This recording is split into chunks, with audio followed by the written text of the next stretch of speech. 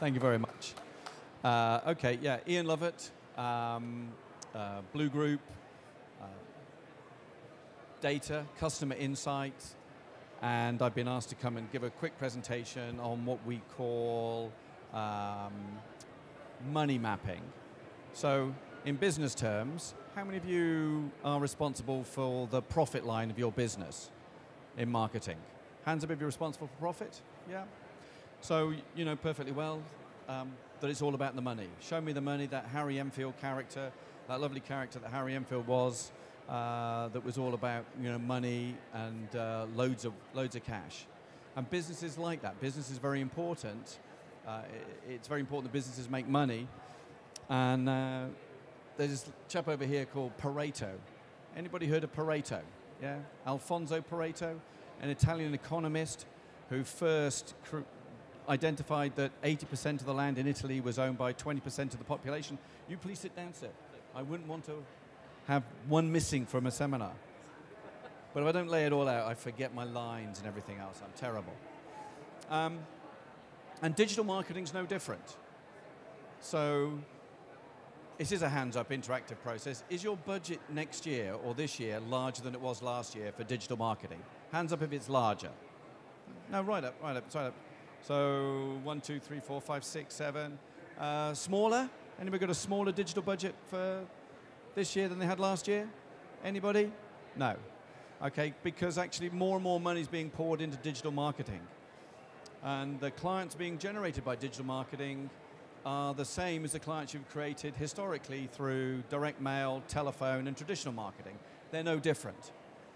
But in terms of getting clients through digital marketing, it generally is easier and cheaper, therefore people think it's all okay. Any client's worth it because it don't cost a lot. Google's AdWords, and people have spoken about Google's AdWords a lot, would really say that as long as you're getting people to spend money with you and they're costing less than they generate in their first order, you're winning. People agree with that? If it costs less to acquire someone using Google AdWords than they spend with you, is that a win or not? Hands up if you think it's a win. A loss? It's not very good? No? Hold microphone closer to your face. Okay. I can't believe you have to hold it this close. Okay. So this on here is what we call a Boston matrix. A Boston matrix is a means of quadranting people by their value to you.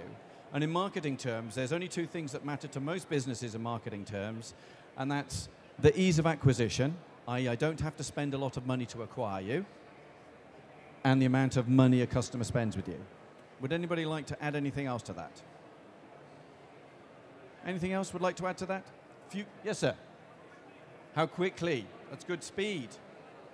Lifetime value, that's brilliant. Now see, that is really incisive. Lifetime value or future potential.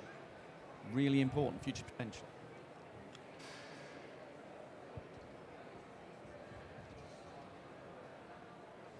FP, future potential. How quickly is really very good, but future potential is where the money is.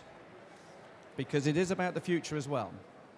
But marketing spend generally gets spent averagely, even in social media, even in SEO.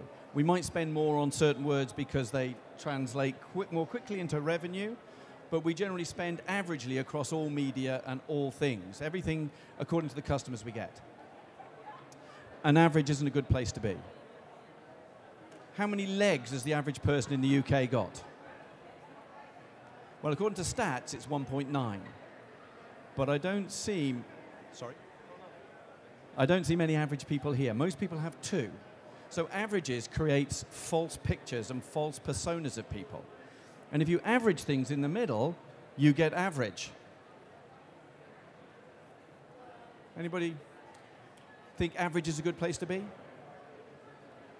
No? No? Okay. There was a chap by the name of Tyler Cowen. Tyler Cowen is a US economist, and he's written a book called Average is Over. And average is the worst place in the world to be. And in the UK right now, there is one company who's suffering desperately from being average. Anybody like to guess? Tesco. Absolutely, they're average. And what's happening in the UK with income distribution is more and more people who are educated by a university degree are able to earn more money. So they're moving up the chain. And those people that don't have a university degree and have operated in traditional manual labor are being squeezed. And the people in the middle are being hollowed out.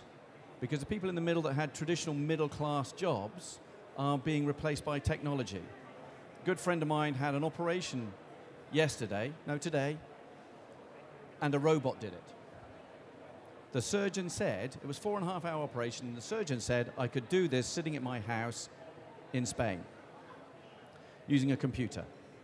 So as long as he's connected, unlike here where you can't get a 3G signal, he would have been all right. So fundamentally, the middle market's being honed out. So we're going to have a larger portion of people that got a lot, and an even larger portion of people who haven't got a lot. And see, I've just lost my notes here. 1 second while I find some notes. A little chart. It's okay. I've only got 2 hands. Income tax. So the government know this. So income tax is the top 10% of the population who pay tax pay 55.6% of the tax take. The bottom 50% currently pay 11%. So in the middle, that 35% in the middle are currently contributing 40% to the tax take. And they're going to be hollowed out. Because you can't charge people who haven't got any money tax, and the people who've got lots of money move it offshore and don't pay tax. So what you've got is you've got a position that's going to be hollowed out and gets worse. So the average position in the middle is not going to be a good place to be, because you've either got to be seriously cheap at the bottom end of the market, or you have to be great at service.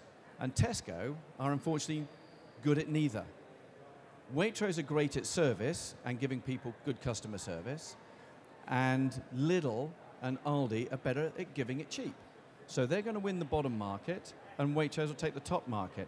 And Tesco's, although it's a big organization and will come back, will miss out on that middle market. So, why does that matter? Well, it matters in the long term for digital marketing strategies, because digital marketing strategies attract your clients according to the middle ground, the average ground. Is what most people will be doing. But are they the customers you want? And that's when segmentation and modeling comes into play, because what you have in this Boston matrix are the 2 things that matter. How easy is it to acquire people, and how much money they spend? So the easier it is to acquire somebody, i.e. that way, and they spend lots of money, they go into this segment here, which you should call treasure. Because you should treasure them. You should look after them. You should spend your time making sure that they are being caressed by your sales team. At the other end, where they're difficult to acquire, you've got to spend more money to acquire them, and they don't spend much with you, you want to avoid these customers. And people say, but I do. Well, the work we've been working on for clients in energy, cataloging, insurance, in hotels, shows that what's happening with the marketplace is that they're getting their revenue in a lava map shape like that, where 80% of the revenue is coming from 20% of the customers. Right? So that's standard. That's easy enough to understand. Pareto predicted it. It's called a distribution power law, that things naturally go that way. Income, tax, they all naturally fall that way. But the real issue comes for businesses is, what does it cost you to serve these customers? So what's the cost to serve a customer? Is it the same? Who runs a catalog? Anybody working cataloging? Distance selling for shirts or clothes or Not groceries, but shirts or clothes. Anybody? Yeah? And what's your business, sir? Sorry? Merchandising. Okay. I don't know a lot about merchandising, but in the shirt market, Charles Terrett will sell you 4 shirts for £100, and you can send them back after 3 months if you don't like them. And the distance selling directive allows him to do that and consumers to do that. And consumers are now noticing that they get better rights in catalogues than they do in the retail stores. So what's happening is a whole lot of customers are now interacting with businesses, buying product and sending it back. But marketing's not responsible for returns. There's a returns department that do that. Marketing's not responsible for bad debt. There's an accounting department to deal with that. So what's happening is marketing's spending a lot of money in a traditional marketing sense, but the cost to serve of customers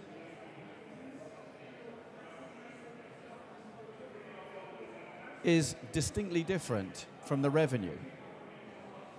So what happens is something in the region of 45% of your cost to serve costs are spent dealing with your avoid customers, the ones in this bottom cell here. And they traditionally would represent around 15% of your revenue. But because the businesses aren't joined up at the point of looking at where my money's coming from and where I'm spending to acquire customers and what they cost me to serve, this is being totally disjointed. So businesses are discovering that they need to spend less time on the telephone dealing with customers because the call center is only allowed to spend. Who runs a call center? Hands up if you run a call center. No. Call centers will allow you 2 to 4 minutes to talk to a customer, and you need to move on to the next one quickly because it's about efficiency. Businesses are naturally geared up to drive efficiency, but the need for the next 10 years is going to be effectiveness. Efficiency is a finite thing. You can only be so efficient before service suffers. Effectiveness is infinite. If you're more effective, you can generate more and more and more. So what's happening in the world that we see when we're analyzing customer databases is that there's a polarization of clients that should be treasured and those that should be avoided, but the customers that we deal with don't spot them. So they're trying to deal with average. So they provide average services.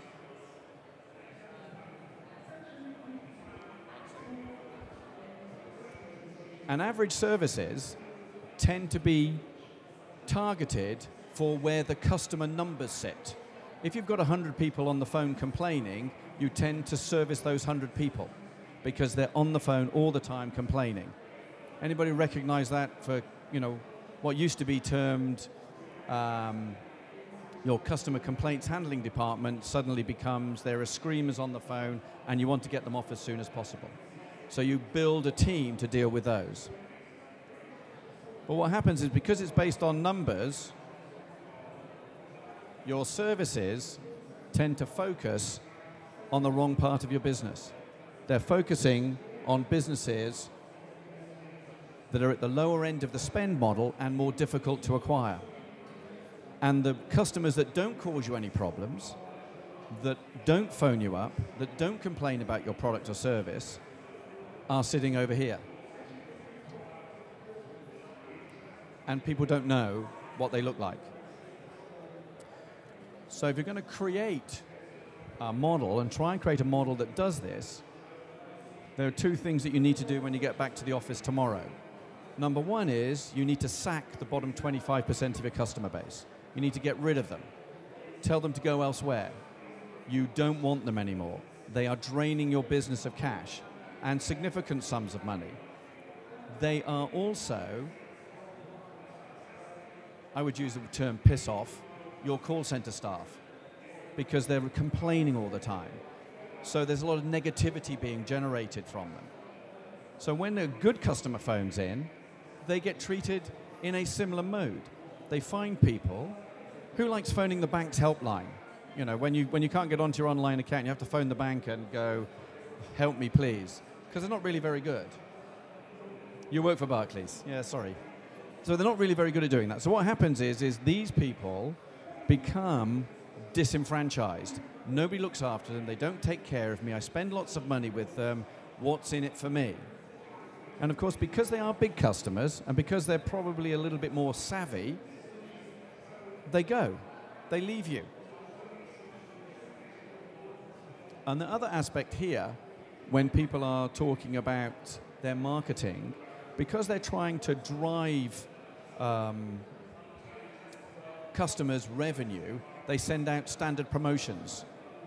So if you were to book a travel lodge, you wouldn't expect to pay about more than £49.50 for a room, because they keep on telling you a room's only £49.50. Every email they ever send out will tell you can book a room for £49.50 or £29.50. And it's only when you book 3 days before do you pay £200 for Covent Garden or around here, because hotels around here certainly aren't £49.50. So the marketing departments, through their email communications, because email is nice and easy to do, go, oh, the bulk of our customers sit here, therefore we'll create promotions that suit these people here. And all that happens is we suck these people this way, or we cheese them off so much they abandon ship and move to a competitor. And your digital marketing strategy, if it's to do with email, SEO, PPC, is unfortunately creating this issue. Because the work we're also doing with clients is then, once we've segmented these people into their groups, is what has created their response to me? How do they respond to my communications? Because I know that this cell up here are female 30 living in urban empty nester department, whatever, or their businesses with 200 employees. And we can then look at what attracts them to me. Why do they come to my business? What products are they purchasing from me? Because I've clustered them together, because I know they all cluster together, I can then create a persona for that particular group, not based on call credit or experience standard, but what they buy from me. What products are they buying? How do they react to my emails? Do they go through to the website? Do they click on things? Am I creating a personal program for that group of people? Not individually, but that group of people. Individually is great, but it's consigned into a group as well. And what we're noticing is that the people that are being created down here in your avoid, which we call transient transactionals, i.e. they're just for the transaction, and as soon as they've got it, they've left. So if we're selling a hotel room for £49, or you've got a special deal on makeup, a special deal on makeup or aftershave, I'm only there for the deal. I'm only there for the Groupon coupon. As soon as I've had it, I don't go back to you. I'm not interested in you as a company. I just want the deal. I'm only there for the short-term self-gratification of the deal.